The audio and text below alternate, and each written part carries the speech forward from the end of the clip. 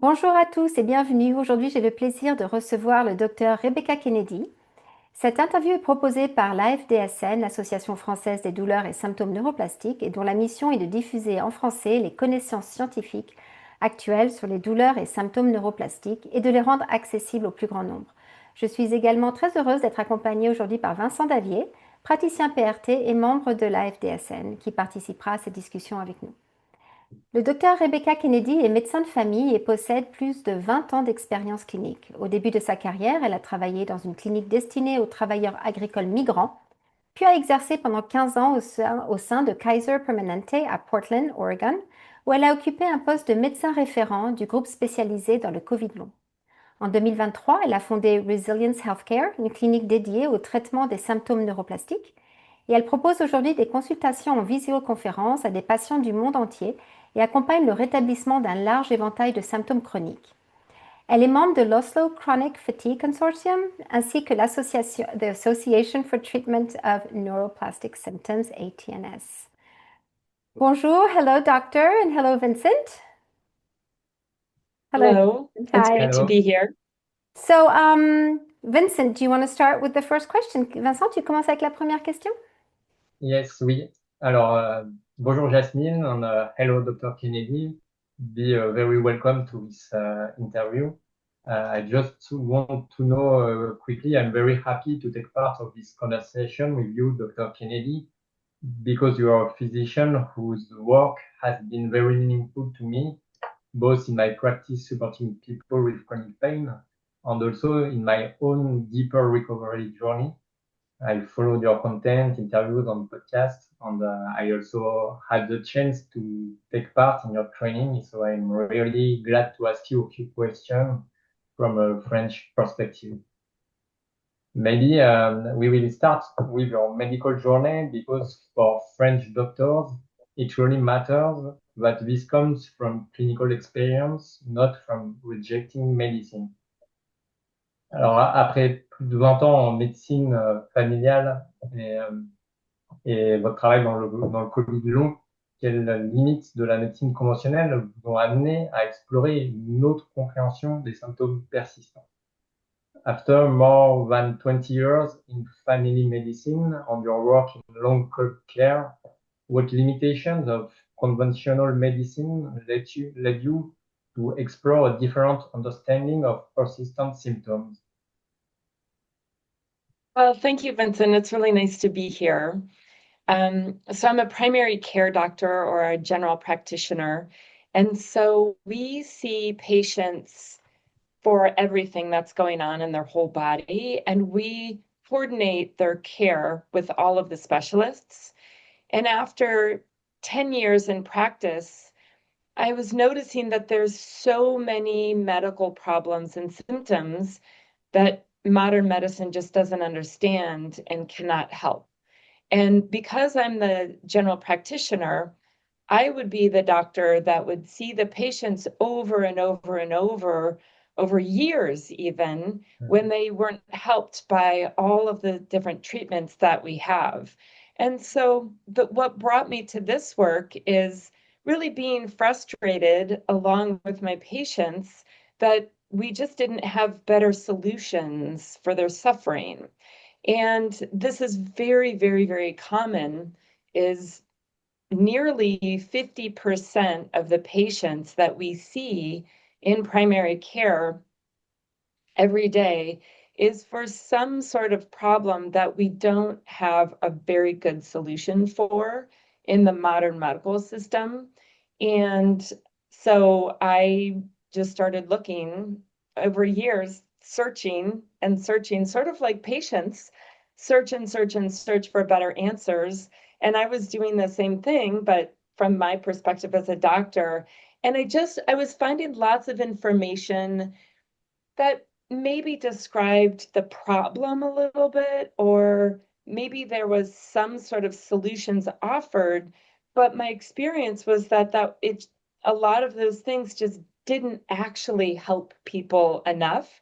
So I just kept going and going and going until I was fortunate enough to find this work through a friend of mine, from medical school. And then I just really dove in and tried it out with my patients. And I was working at the large health system at Kaiser Permanente. So I had sort of the luxury to use this approach with hundreds and hundreds of patients in that system to really figure out, did this work for me and my patients? And I found that it did. So I really expanded and just really use this approach exclusively now.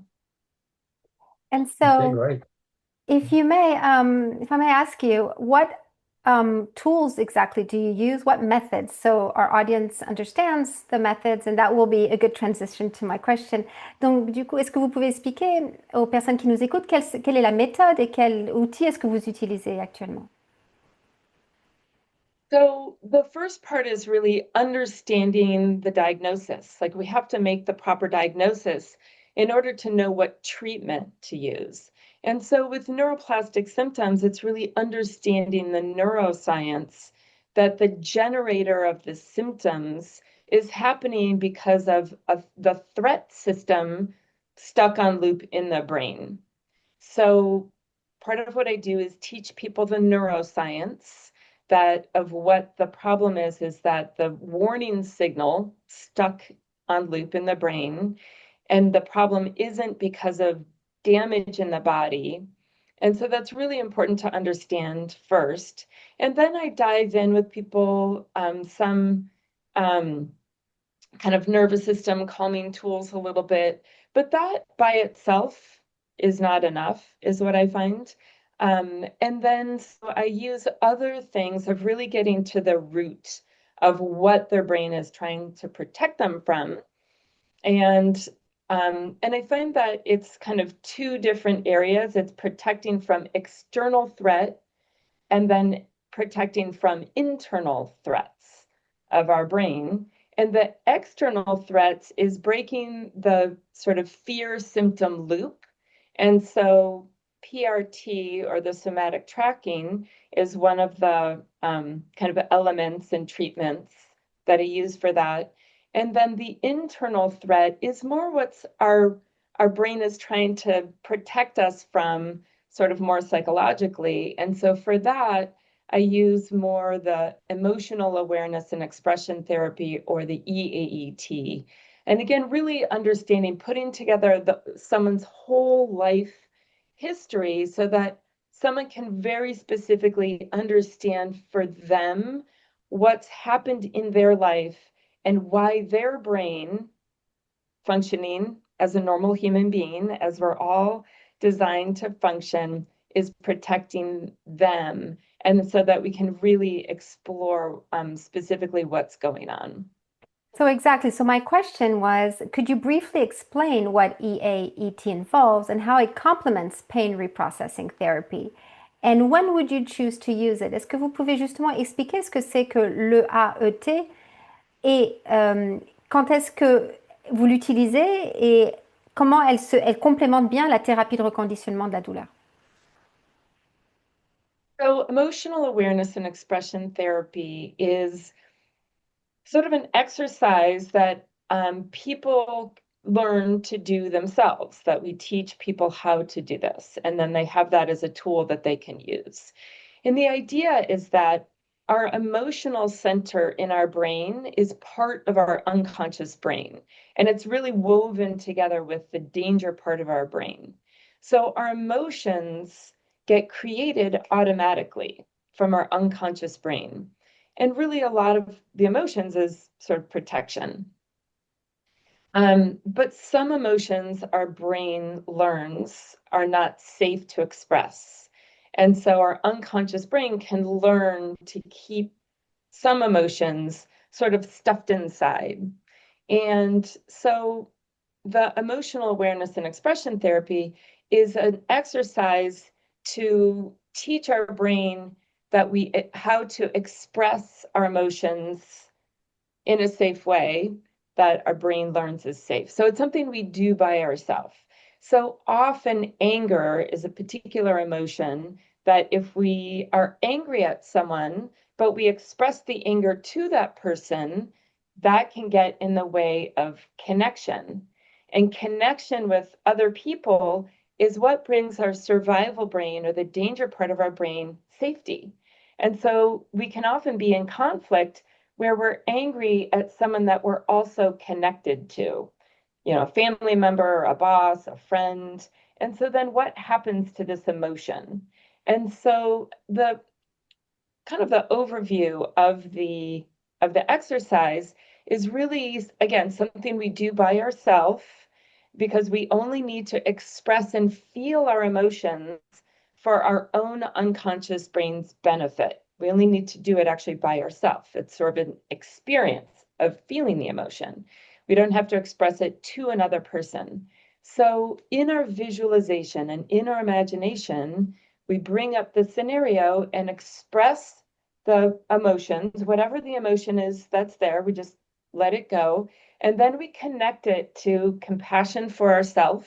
So the exercise can not only express emotions that get sort of stuffed inside, but it also really builds and grows compassion and love for ourselves. And then it's connecting it to understanding for the other person, or humanity, really. And so that we can then let go of the anger. And that is really part of what calms our body.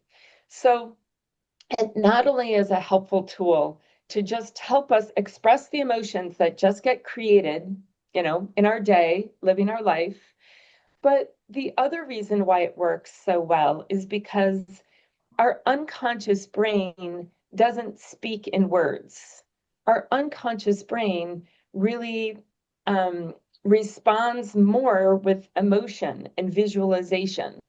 It's sort of like communicating with a 2-year-old. Like, they don't understand words so much, but they do understand our body language and our emotional state. And so when we can feel our emotions, that's what can help change what how our unconscious brain is responding. So these neural circuits that are stuck in place of protection that we don't need, that's creating the neuroplastic symptoms in our body, we want to change those and turn those off. But we can't just do it with thinking and words. We have to get in there to our unconscious brain in a different way. And emotional expression is a very powerful way to change the unconscious brain's response. And so one quick follow-up question. There's research that backs this up, which makes it even more interesting. Can you talk a little bit about that? Yeah, so one of the studies, there's been several studies, but one of the studies, for instance, is out of the VA at UCLA, and they studied cognitive behavioral therapy, which is sort of the gold standard current psychological therapy that's used for chronic pain. And it compares that with EAET in an older men's veterans population with chronic pain. And it found that using the EAT method versus the CBT was significantly more helpful. 2/3 of the patients had a meaningful decrease in their pain using the EAT versus 17% of the patients that use CBT had a change in their pain. And that's my experience as well, is that CBT, or cognitive behavioral therapy, is more around thinking and cognition. And it's sort of like going on stage and you have stage fright, we can't just think our way out of it. It's much more experiential. And so the experience, the emotions, again, is really more of how I describe it to my patients, is it's really more the language of the unconscious brain. We could talk for hours about EAET, Yes. I think. Vincent, do you want to ask a question now? Yeah, when I hear you, and when I hear you're talking about nervous system, about brain, or even worse, maybe in a French culture, when we're talking about unconscious brain, it can sound for some of us like it's not real. My question is, comment est-ce que vous expliqueriez les symptômes neuroplastiques aux patients sans leur donner l'impression que leurs symptômes sont imaginaires ou dans leur tête? How do you explain neuroplastic symptoms to patients without making them feel that their symptoms are imaginary or all in their head? Yeah. And this is so important, and I think that this is a big difference of the neuroscience that we know now, and now how I know how to explain this versus what I didn't know before in my career as a doctor. But our most of our brain actually is unconscious, and that's the part of our brain that makes our body function. It tells our heart how to beat and our digestion how to digest. It tells actually the little muscles inside of our blood vessels to open up or to close down. And all of that is automatic and important. And it's that same part of the brain is where the danger part of our brain is located.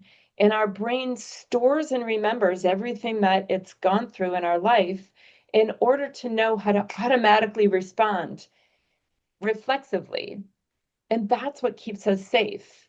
And so our brain is designed to keep us safe in an automatic reflexive way.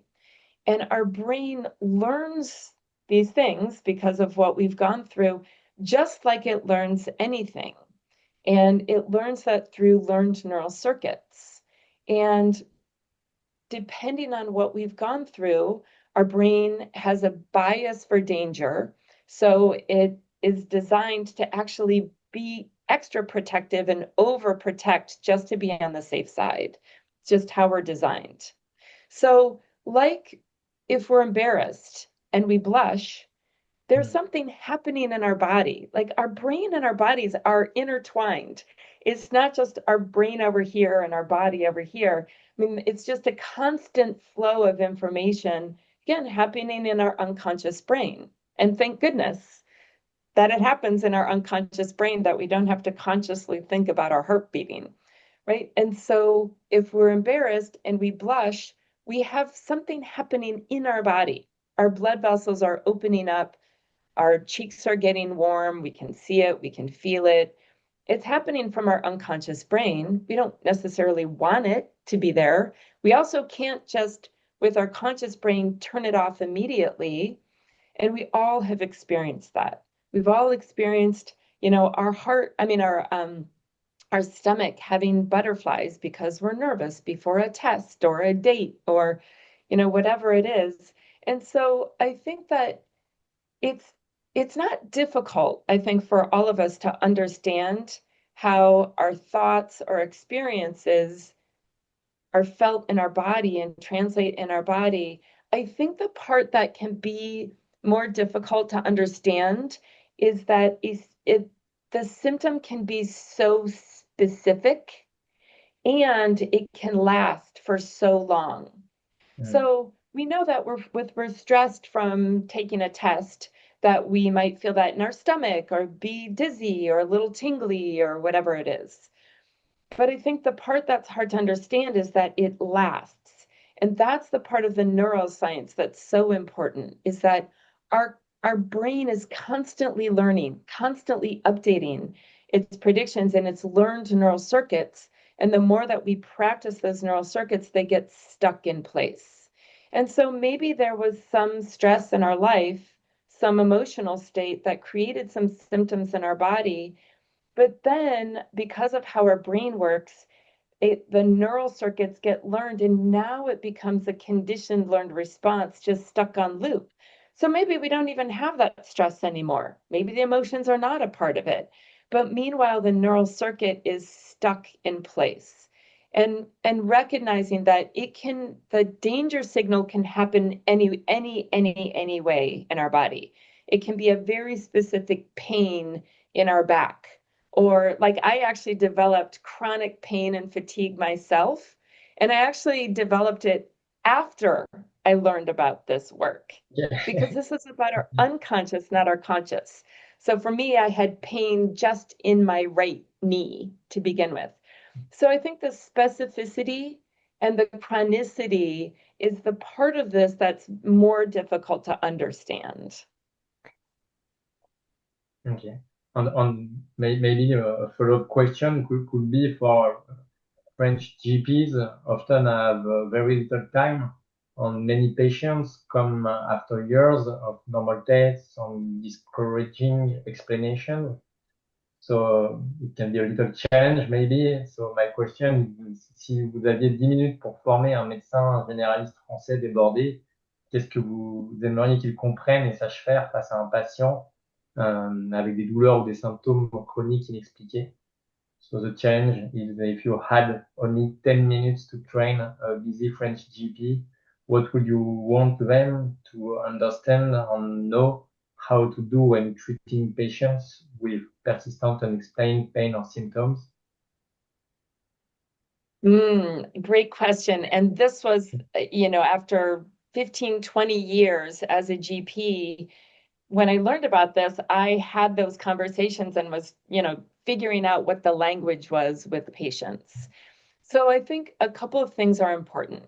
Number one is to understand that there is new science to understand all of these different symptoms that I'm sure the GPs have seen over years in lots of different people. And now we understand that it's warning signals created in the brain, that the patients are not making up the symptoms. I think not that doctors think that, but there is hope. And I think a couple of different things is that it's different tools is the key. Is that I used to say to people, oh, well, this is stress or anxiety, meditate, do some breathing, do some yoga. And then they wouldn't get better. And then I would be frustrated because I would be saying, well, this is stress and here are these relaxation tools. But I think it's important to understand that those sort of relaxation tools are not enough for people to get better. And so for the GPs to understand that there are different tools, like with the PRT and the EAT, of getting to the root in a different way. And so sort of understanding that part. But I think really giving patients hope and believing them, listening to their symptoms, really validating them, repeating back so that the patient really understands, I hear you, I understand you, I understand how overwhelming and debilitating the symptoms are. I really hear that. Okay, it starts with validation. Yeah, exactly. So I think the patient really needs to understand that you really understand that their symptoms are really, really, really huge, and really hear that validation. And then, make sure that we have really thoroughly evaluated if there's some sort of reason in the body, that we've done whatever test we need to do. And when we've done that, when we've really thoroughly evaluated it and looked at the pattern of the symptoms is a lot of what we do as a GP in order to make the diagnosis.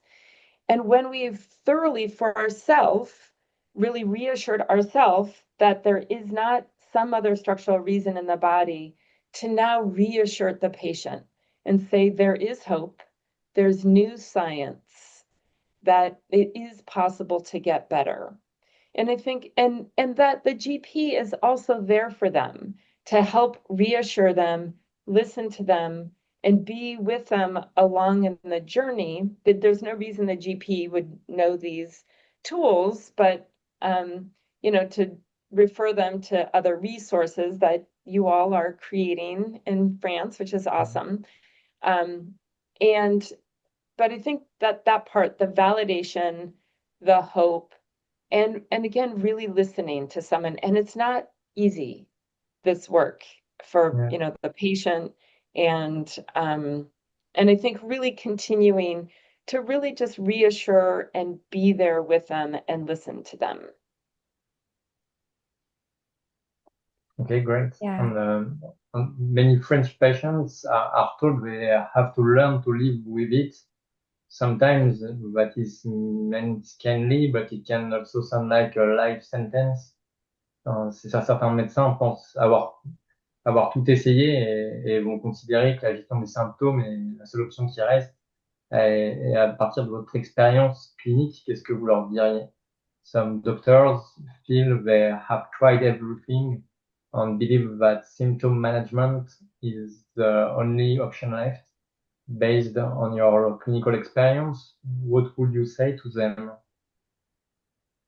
Yeah, I mean, that's what led me to this work, is as having all the resources at my fingertips as a GP in the area where I am, every specialist, every alternative medicine doctor, every, diet, supplement, medicine, procedure, and people still not getting better.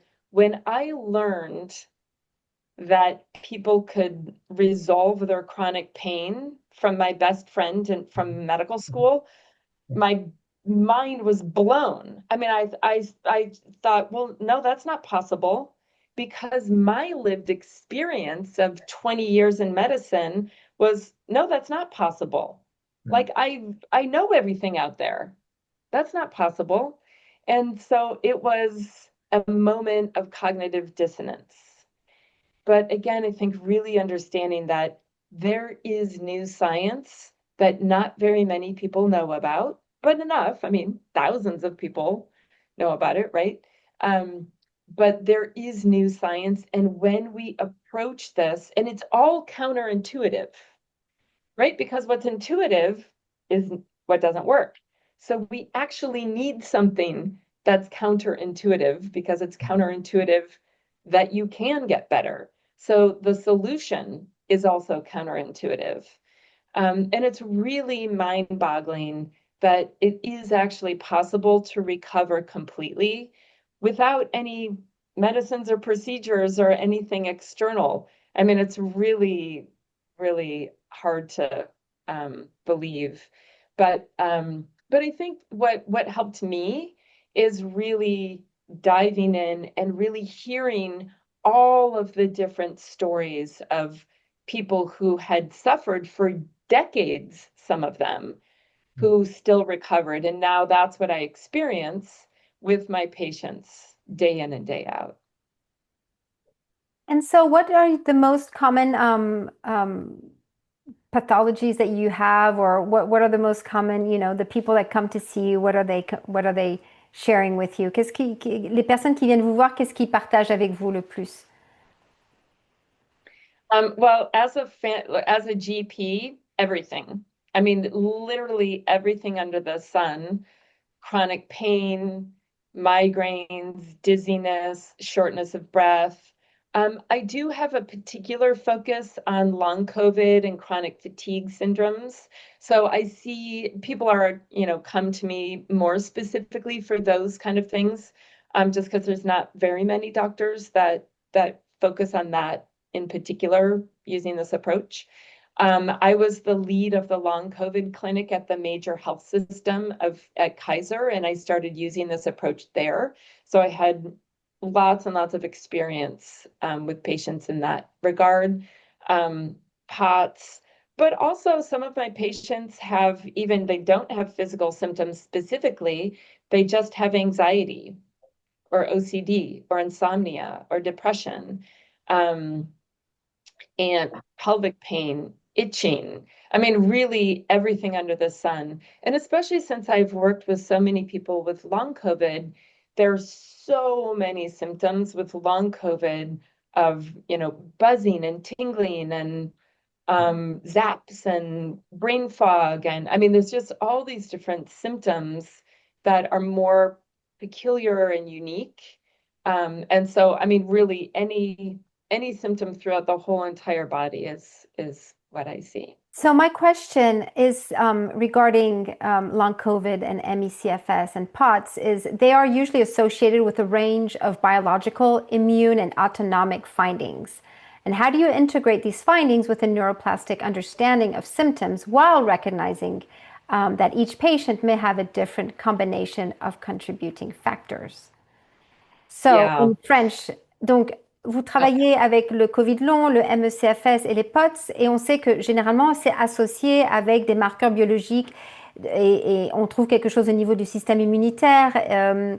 Comment est-ce que vous intégrez ce qu'on peut trouver, ces résultats d'analyse avec l'approche neuroplastique des symptômes, tout en reconnaissant que chaque patient peut avoir une combinaison de chaque chose.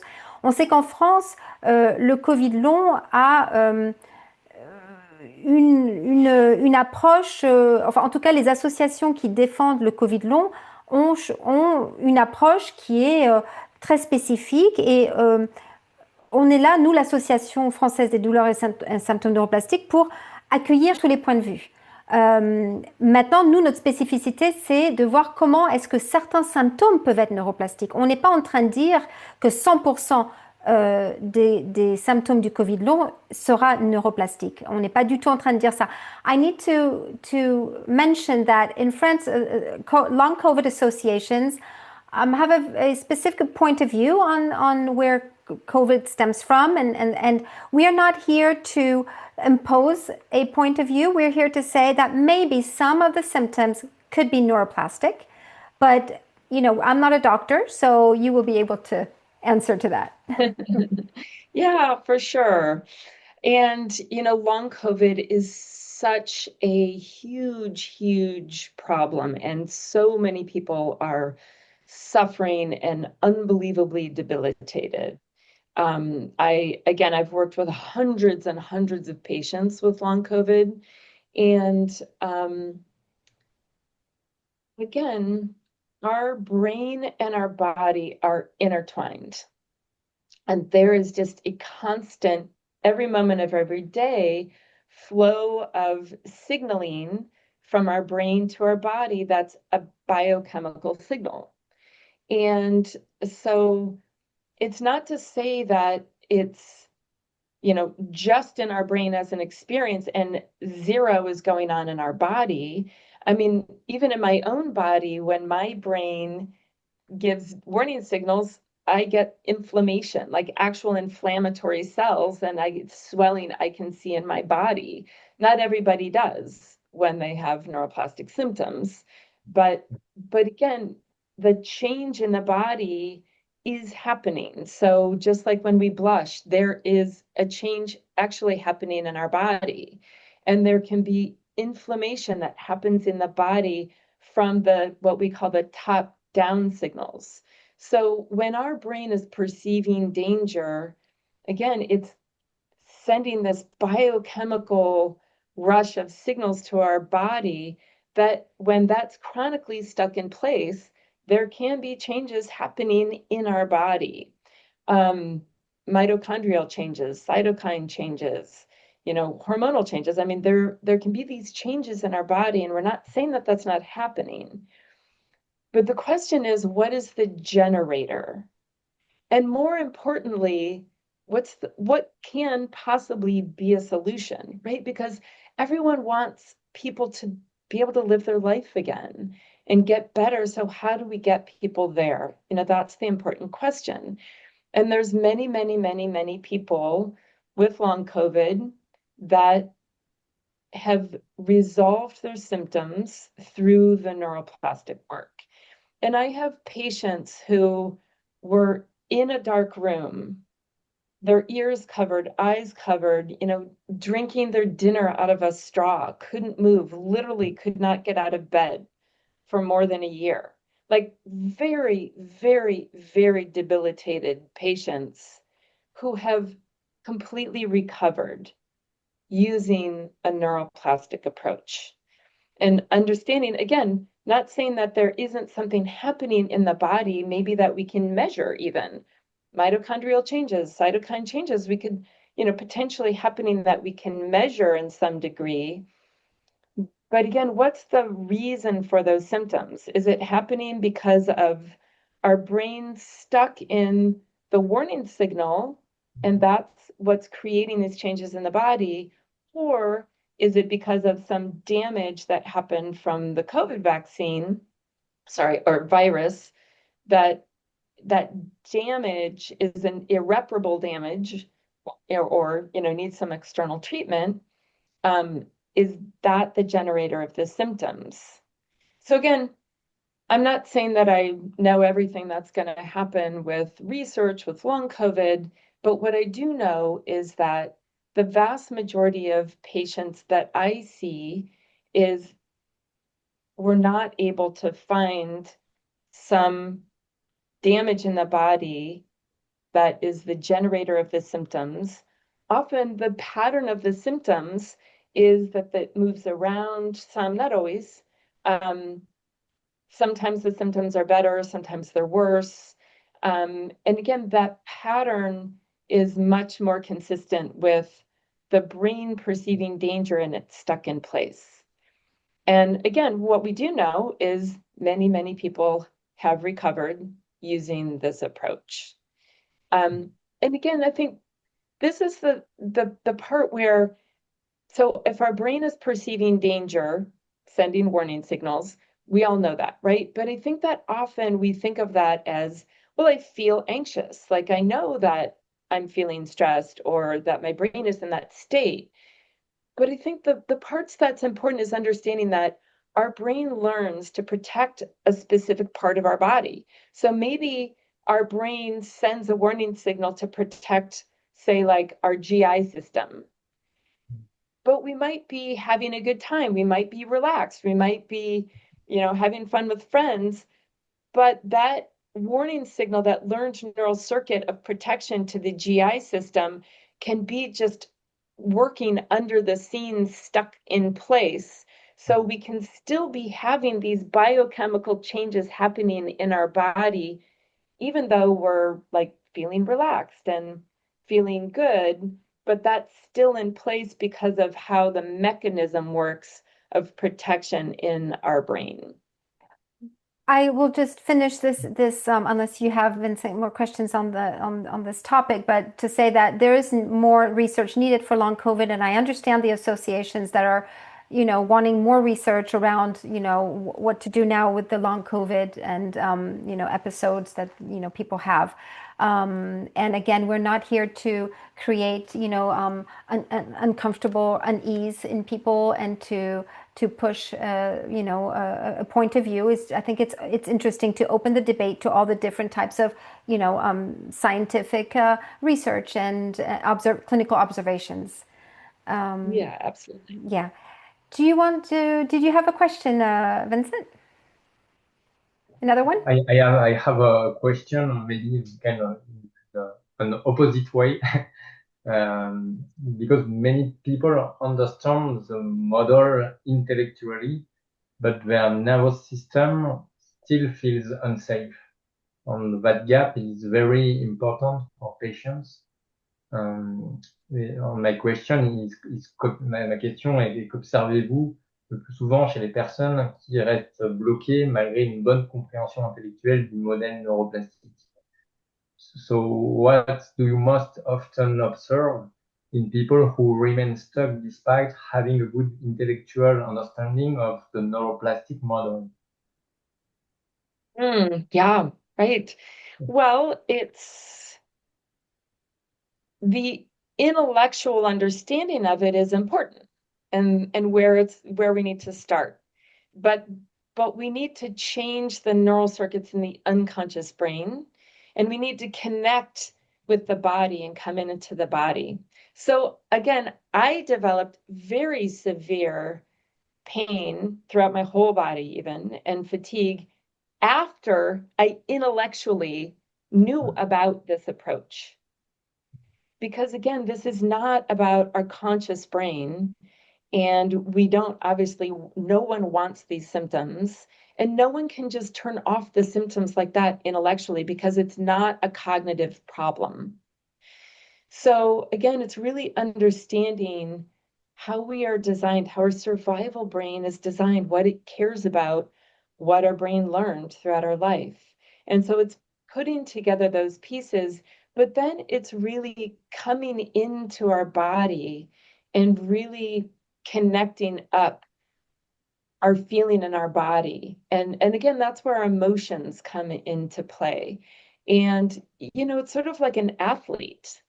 Like an athlete, like if someone wants to play basketball, if they sit and they read about basketball and they read for a year about basketball, when they go onto the court, they're still not going to be very good. Maybe they'll be a little bit better than if they didn't read about it for a year, but we need muscle memory, right? And that's learned neural circuits. It's connecting what our brain has in our body. And we need to practice with consistency.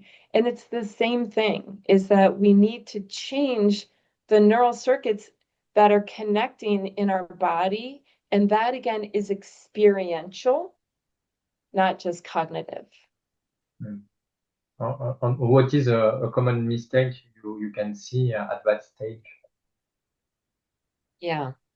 And I think the thing is also is that part of, like, for me, for instance, I have a lot of personality traits, which is why that puts a lot of pressure on my unconscious brain. And so, which is part of why I developed symptoms. And having a lot of internal self-pressure actually gives a signal of danger for our unconscious brain. And I see a lot, and this was the case in myself, is that often we put more pressure on ourselves that we're not getting better and we should be able to get better because we understand it.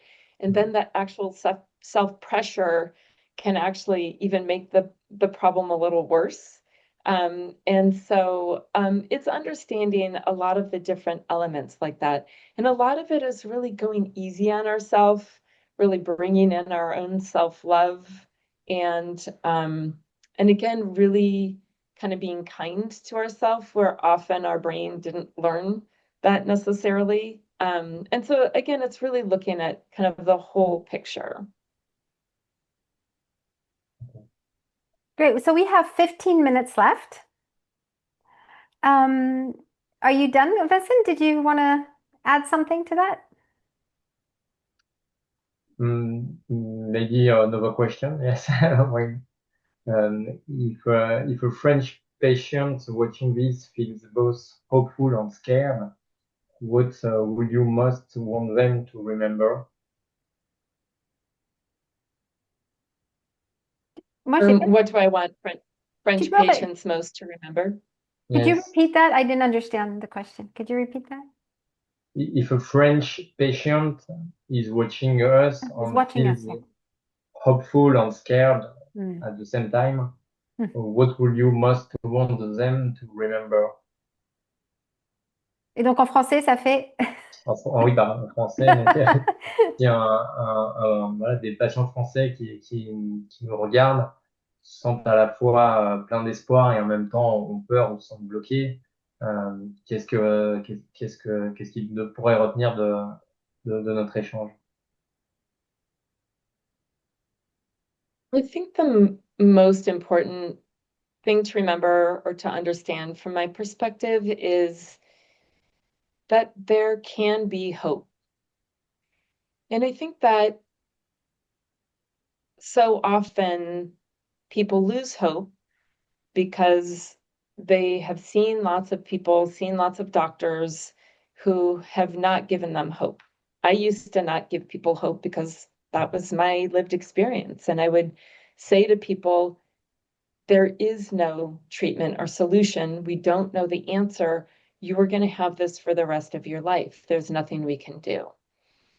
And I used to say that. Terrible. That's terrible when I hear that. Exactly, right?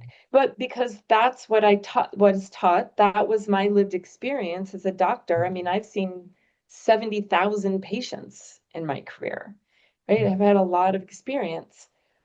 But I think that there is hope, and there's lots of different information out there of trying different things. And so usually by the time someone comes to see me now, they've tried lots and lots of different things, and they understandably are very hesitant to hold hope because they've had hope in lots of different things. And people said to them, oh, well, you can get better doing this, or you can get better doing that. And so it's understandable that people are skeptical about having hope. And I get that for sure. And I think it's really important to be skeptical, frankly. But I think it's also important to be open. So if there's people that have gotten better, I think that it's really important to look at, well, why did they get better? And the way that our brain works is, you know, the scientific method is the looking at if the actual treatment was helpful versus placebo effect. And that's our scientific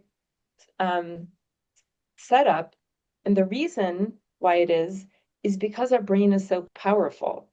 So there are lots of medicines and procedures and supplements and lots of things that can get people better because of a placebo effect. It's just how our brain works. I've taken medicines myself that have worked because of the placebo effect that I even really knew. That's why it was. But it's just, again, that's neuroscience. That's the power of our brain.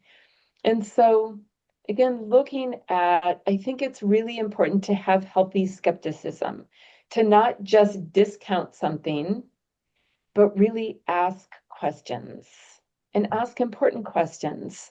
Well, why did that work? How did that work? How do you know that's true? And really gathering more and more information. And I think looking at people who got better and asking, well, how did they get better?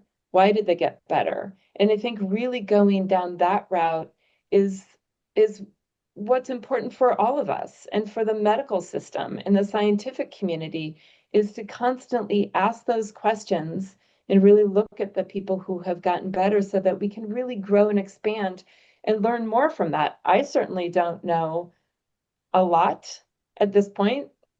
I know some, help lots of people, but there's a whole world that needs to be explored and needs to be studied in a whole different way. And what kind of sentence can say a doctor to offer hope and openness and stay realistic? Quel genre de phrase pourrait dire un médecin pour apporter de l'espoir et de l'ouverture tout en restant réaliste? I think really saying there are some people who have gotten better. Are you open to thinking about this in a different way?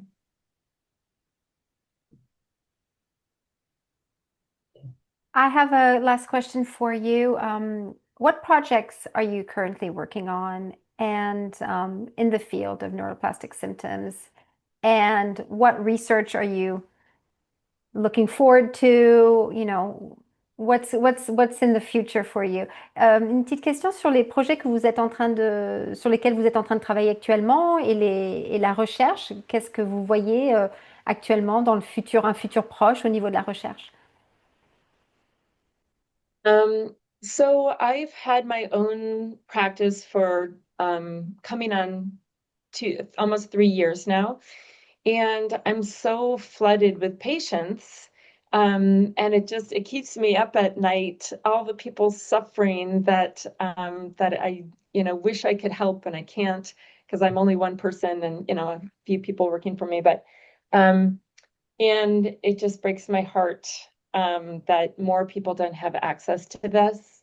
So I'm actually currently working on a new company that is, it's called ARC, A-R-C, and we are working with the technology and with sort of out of California and resources to be able to bring this to everyone and connecting coaches who are trained in the particular model that I use and developing an app to be support, not only to connect people to the coaches, but to provide the tools for people to have access to.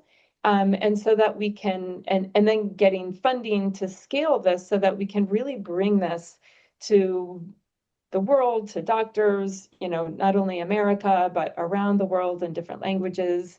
And so I'm very excited about that project right now. So it seems like and with that, actually, oh, sorry, I was going to say with that, using the technology to study it and to really specific, like use AI to study, what works, what doesn't work, what works for this person, what what works for that person. I think there's so much that we really need to study around this. And so we're going to be able to use the technology to really assess what works and what doesn't. So it seems like a lot of people in the field are, kind of desperate to scale, to be able to help as many people as possible. And so yesterday I posted an interview of Chris Sykes-Popham, who has developed the FreeMe app, and he's in recovery and recovered. And so is this something? So are we going to lose contact with the people? It's not a real question, is it? But are we going to lose contact with like the humans? Are we going to, alors c'est vrai que hier j'ai posté une vidéo d'une interview de Chris Sykes-Popham qui a lui-même aussi créé une application FreeMe. Lui, il s'est remis de son MECFS. Et donc, est-ce que on va petit à petit s'éloigner du contact humain, des thérapeutes humains? What is your take on that? Well, it's such a huge problem, and so many people need this that I think there's different ways to deliver this care and this knowledge and this information to as many people as possible. And what we're doing is really training coaches, training humans to connect with patients and clients, and so that there is a human in the loop. And so we're trying to create that as much as possible, and also, try to reach people in, any way we can in the meantime. And what about the research that's going on right now? Do you have your eyes on any research right now?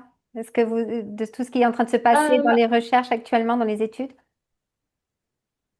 A little bit. The Howard Schubiner, I think, is currently involved in a research study. There's also a research study that just was done at Harvard, actually specifically on long COVID. And those results should be coming out at some point.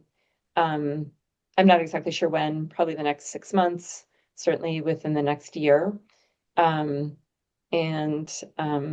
I think that there's also another study coming out of the University of Colorado in Boulder as well. That should be coming out again. And Oslo as well. Oslo also has a study going on with fibromyalgia as well, and PRT. Yeah.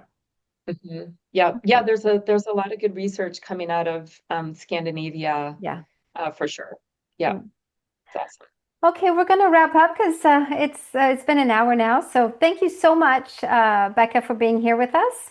Vincent, je te laisse dire un dernier mot aussi. Yes, thank you very much, Becca. Your perspective is very valuable for all of us.